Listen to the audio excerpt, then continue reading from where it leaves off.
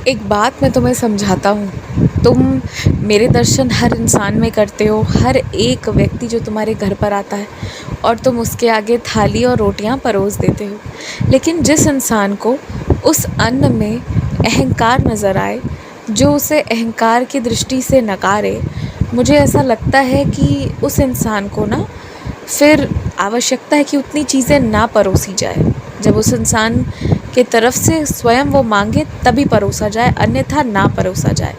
अब समय की यही मांग है, क्योंकि तुम जिसे प्रेम से ईश्वर दर्शन करके परोस रहे हो, यदि उस व्यक्ति के अंदर इतना लोभ है, उस व्यक्ति के अंदर इतनी घृणा की भावना है और उससे भी ज़्यादा अहंकार है, तो मुझे ऐसा समझ में आता है कि वर्तमान में ना तुम्हें थोड़ा ठहरना चाहिए। तुम लोगों के कहने से पहले बहुत परवाह करते हो ना कि सबकी ज़रूरतें पूरी हो जाएं, लेकिन यही कुछ लोगों के अहंकार का कारण बन रहा है। कुछ लोगों को तुम्हारी अच्छाई इसमें नज़र नहीं आ रही, कुछ लोगों को इसमें मेरे दर्शन नहीं हो रहे, बल्कि उनके मन में ऐसा विचार आ रहा है कि वो इतने अच्छे हैं, इतने लायक हैं, इतने गुणवान हैं कि तुम उनके साथ इस तरह व्यवहार कर रहे हो। तो उनके मन में उल्टा अहंकार बढ़ता जा रहा है। तो अब एक साईं भक्त होने के नाते जब कोई गलत रास्ते पे जाए तो उसे सही रास्ते पर लाना ज़रूरी है। इसीलिए बिन मांगे अनावश्यक रूप से सब कुछ परोस कर मत रख दो। सब कुछ परोसने से तात्पर्य मेरा सिर्फ खाना से जुड़ा हुआ नहीं है। पैसों की हो या और कोई भी ज़रूरत हो, कहने से पहले सब हाजिर कर देते हो ना, तो वो मत करो। अब कहने दो लोगों को, जिसे जो चाहिए वो कहेगा।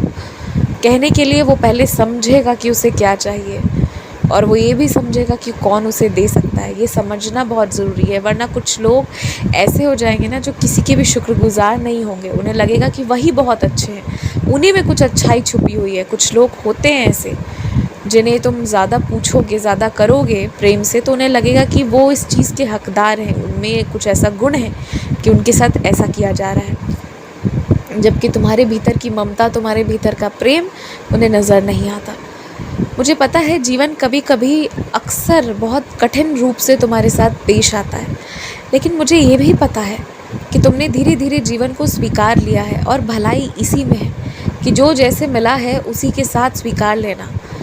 पाँच की पाँचों उंगलियां जब एक नहीं हो सकती, तो हर घर, हर कमरा और हर सदस्य एक जैसा हो ये ज़रूरी नहीं है।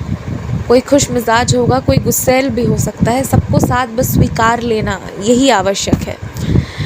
मैं जानता हूँ कि घर पर जब कुछ भी ऐसा होता है जो किसी के जीवन को जीवन भर प्रवाह कर दे, जीवन भर उसका प्रभाव उसके जीवन पर रहे, तो ये चीज़ें मन ही मन इंसान को बहुत कचोटती हैं, बहुत परेशान करती हैं।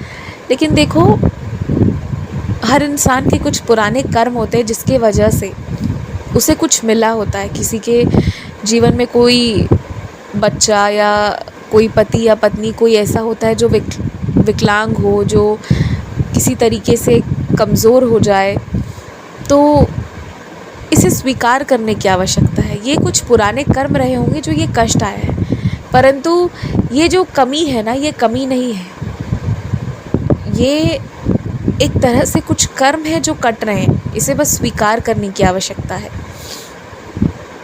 और तुलना करोगे तो देखो, बहुत चीज़ों में बहुत पीछे अपने आप को पाओगे और बहुत चीज़ों में बहुत आगे भी पाओगे। पर जीवन जैसे है उसे स्वीकार कर लेना बहुत बड़ी बात है, जो तुमने कर रखी है। और खुशी इसी में है, जब जिस स्थिति में हो अपनी स्थिति को स्वीकार कर लो। जो सच है वो समझ लो, बस यही बहुत बड़ी बात है। हो सकता है कोई व्यक्ति, कोई रिश्ता तुम्हें वो प्रेम ना दे जो तुम चाहो। हो सकता है कोई शरीर से उतना साथ ना दे पाए, किसी की कोई शरीर में कमी हो, कोई दिव्यांग हो, कोई मानसिक रूप से परेशान हो, कहीं कुछ भी हो सकता है। तुम्हारे साथ किसी के भी साथ हो सकता है, कोई ज़रूरी नहीं। और हो सकता है जब बहुत खुशी का मौका हो तो कुछ और ही हो जाए।